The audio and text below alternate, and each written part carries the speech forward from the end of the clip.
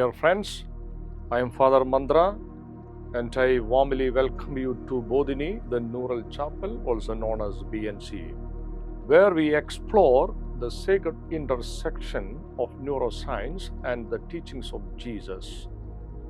Today, we continue our journey in the series Meditation Taught by Jesus. We are still in phase 1. What prayer is not.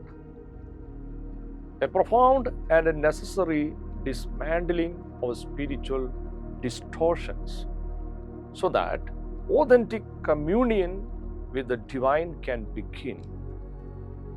Now we come to the fourth deconstruction. What is the true objective of prayer or meditation? To answer this, let's read a passage from the Gospel of Luke. Not merely with curiosity, but with an investigating mind, and above all, a contemplative heart. Luke chapter 18, verse 9 to 14. He also told this parable to some who trusted in themselves that they were righteous and regarded others with contempt. Two men went up to the temple to pray, one a Pharisee and the other a tax collector. The Pharisee, standing by himself, was praying thus: God, I thank you that I am not like other people, thieves, rogues, adulterers, or even like this tax collector. I fast twice a week. I give 10th of all my income. But the tax collector, standing far off, would not even lift up his eyes to heaven, but was beating his breast and saying, God, be merciful to me, a sinner. Let's begin our reflection with the setting. Both men went up to the temple, the sacred space where heaven and earth are meant to meet, where human beings seek communion with the divine. Yet, despite being in the same place, their experiences were vastly different. One, who used many words, left with no transformation. The other, who used few words, walked away changed. Let's now focus on the Pharisee. The Pharisee stood by himself.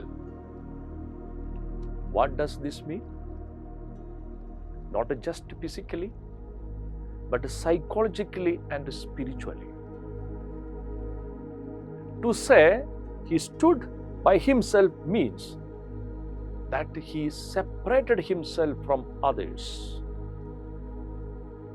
And paradoxically, he also separated himself from God. Even while engaged in the act of prayer, he thanks God, but not for mercy or grace. Rather, he thanks God for his perceived superiority.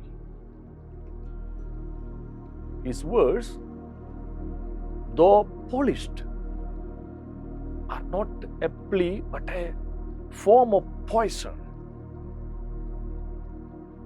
God, I thank you that I am not like other people. Here we encounter what we now call a moral selfie. In today's world, a selfie is how we want to be seen, not who we truly are. It is curated, cropped, and filtered. Likewise, the Pharisee's prayer is not about the truth, it is about image. He frames himself as righteous. He crops out the struggles of his mind. He filters his words through religious pride. In his prayer, there is comparison, not communion. There is spiritual self-promotion, not silence. He does not seek transformation. He simply recites his spiritual resume. So, what exactly is a moral selfie? Image to feel superior to others, even while claiming to honor God. It is the subtle inner voice that says, I fast more, I tithe more, I follow tradition better, I am not like them. This is not a prayer. This is ego unmasked. And here lies the danger. We begin to worship our own image, not God. Prayer then becomes a mirror, not to examine ourselves, but to admire ourselves. But the true prayer is never a mirror. It is a window, a sacred opening to see God and to be seen by God without filters. My dear friends, now, in contrast, let us turn our attention to the tax collector. He stands far off. He does not lift his eyes.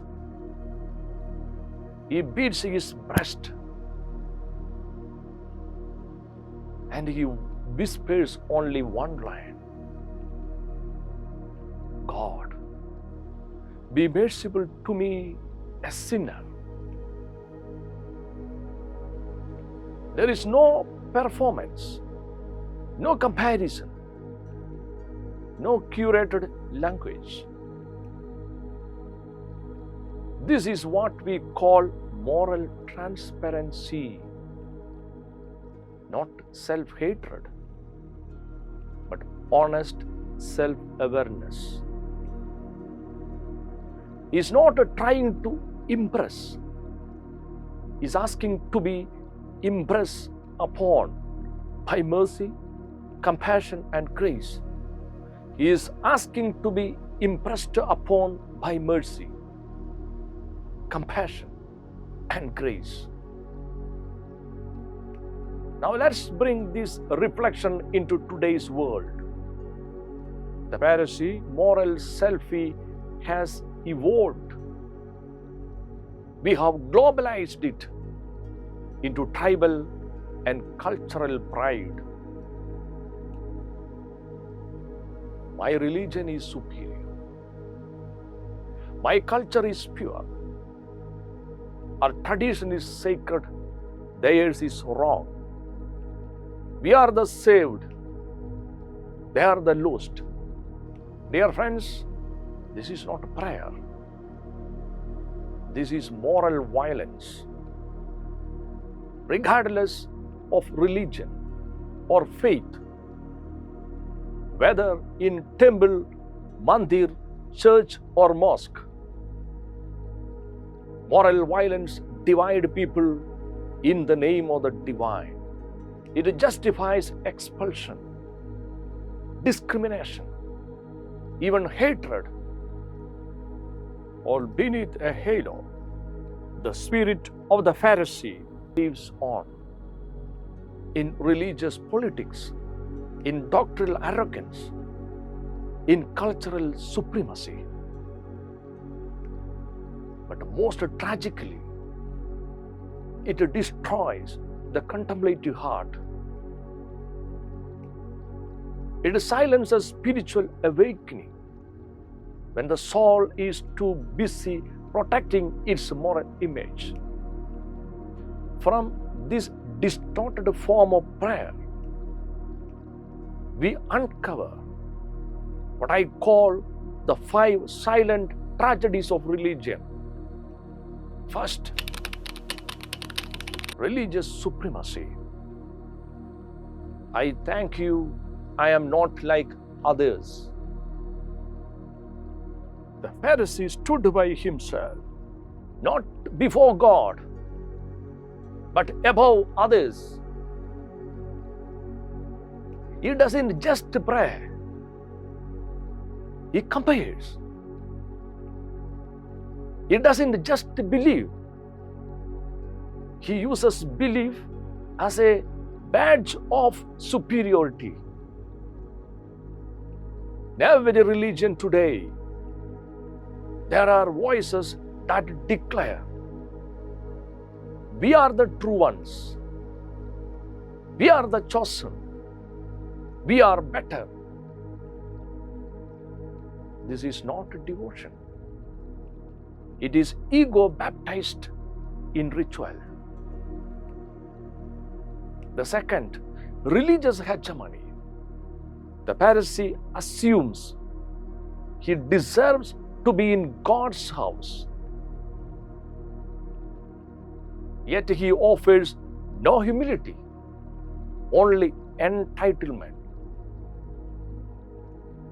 He represents the desire to control sacred spaces. He decides who is in and who is out.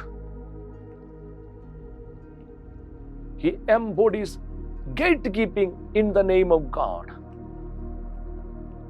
Who is pure enough? Who is dressed right? Who is doctrinally correct? Who is allowed to speak or lead? The third, religious discrimination. His prayer requires someone else to be less, so he can feel more. In the parable, the Pharisee does not just pray, he targets God. I thank you, I am not like that tax collector. This prayer poisoned by prejudice. He prays with a sword, not a soul. In doing so, he reveals a dangerous pattern seen across time. One group sanctifies itself by demonizing another. Morality becomes weaponized. The sacred is used to justify segregation. The fourth, religious disaster. Despite fasting, tithing, and the temple going, he walks away unheard. God does not hear performance. God hears truth. The Pharisee does not know it, but he is the spiritual disaster. Why? Because he is utterly convinced he is right, yet completely disconnected from God. This is the deepest tragedy of religion. People can be faithful, fervent, even biblically literate, but completely blind, unable to weep for their own brokenness. The fifth, the universal curse. Dear friends, the Pharisee, not a character from the past. He is a spiritual warning for every age. He lives wherever there is arrogance in doctrine, obsession with ritual purity, exclusion discussed as holiness. And here lies the tragedy. They fill the sacred spaces. They outnumber the tax collectors. They believe in God, but they do not know Him. Let's now conclude. The Pharisee actually embodies all the four deconstructions of what prayer is not. Prayer is not a mega show. He prays to be seen and admired.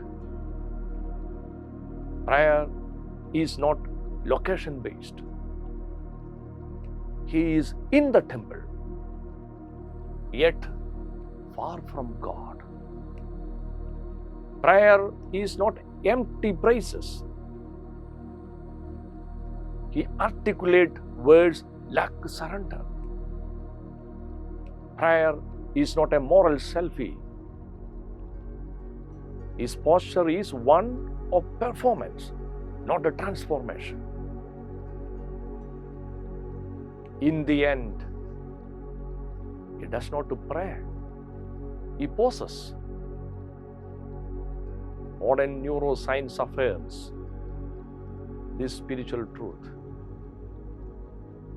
When we judge others or feel morally superior, our brain releases a dopamine, a reward chemical.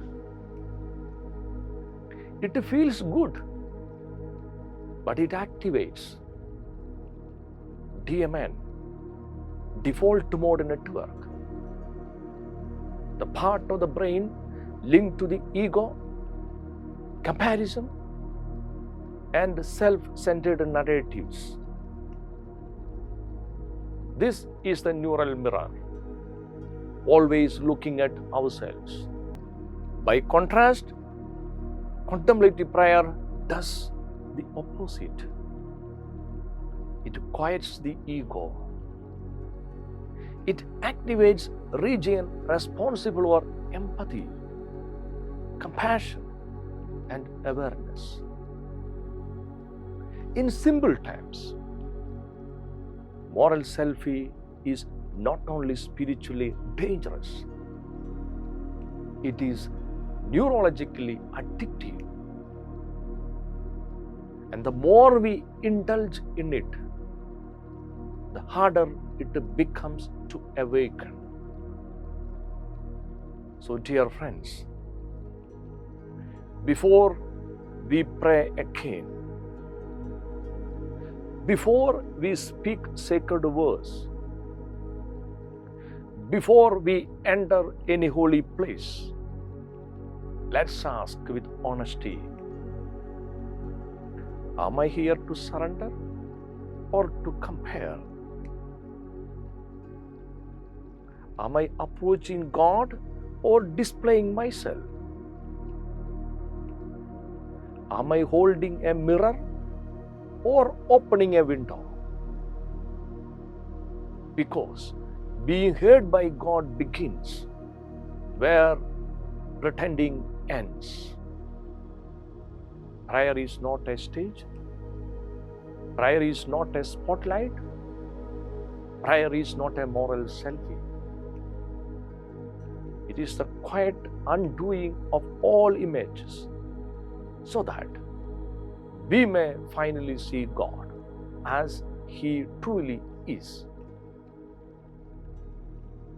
Dear friends, thank you for joining us today at Bodhini, the Neural Chapel. In our next session, we will go deeper into the Pharisee's prayer to understand why, despite being a righteous man, he couldn't commune with the divine. Until then, may your prayers be true, may your presence be real, and may you remember God is never far from the one who stands humbly near. Thank you.